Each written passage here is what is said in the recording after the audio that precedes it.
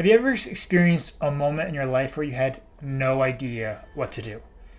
Where your path seemed foggy, unclear, and you struggled with finding a way forward, or better yet, deciding which way to move forward down?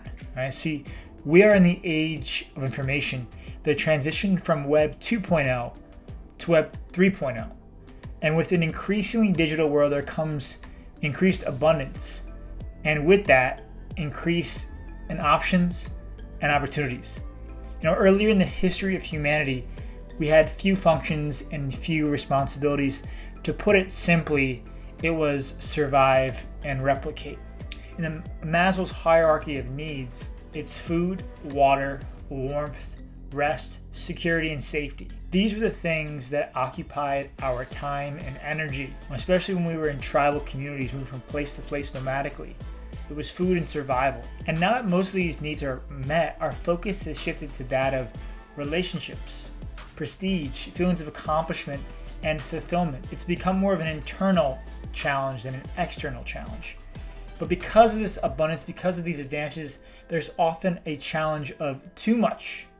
How do we decide when the possibilities are endless? In my life, I've often been overwhelmed and gotten anxious when it came to making decisions. I fell prey to paralysis by analysis, where I didn't do anything because of the fear of what might happen if things went wrong. My ancient survival mind, instead of saving myself from a tiger, was trying to save me from saying the wrong text. So here are 3 ways to deal with this challenge. Number 1, what are you certain of? Number 2, play the long game. Number 3, let go, take action. So first, what are you certain of? I read a Medium article, which I'll link in the bio, that proposed the idea that when we're faced with uncertainty, we should write down what we are certain about. If we don't know what we want to do for work, but we know we want to work remotely, that narrows down our list of options. And this applies to everything. The idea here is to do just that. Narrow down the possibilities by pulling out the certainty bits. So play the long game. It's common for us to think in the short term. With social media and the instantaneous results from the internet, we become conditioned to cheap dopamine. Instead, we should focus on, as Naval Ravikant says, pick an industry where you can play long-term games with long-term people.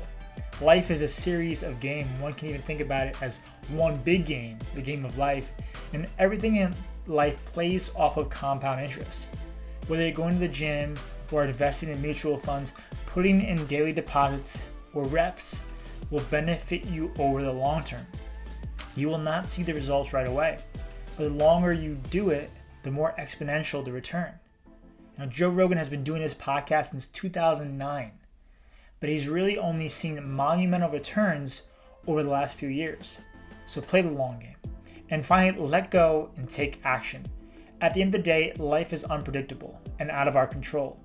Instead of accumulating more, we can learn to let go of what no longer serves us or benefits us. This goes for material items as well as beliefs from the past. By removing what we don't need, we make space and narrow down the possibilities for what we truly wish to pursue. More often than not, the clarity follows the actions we take. As Lewis Carroll wrote in Alice in Wonderland, if you don't know where you're going, any road will take you there. I hope this video has been valuable, and I'll see you in the next one.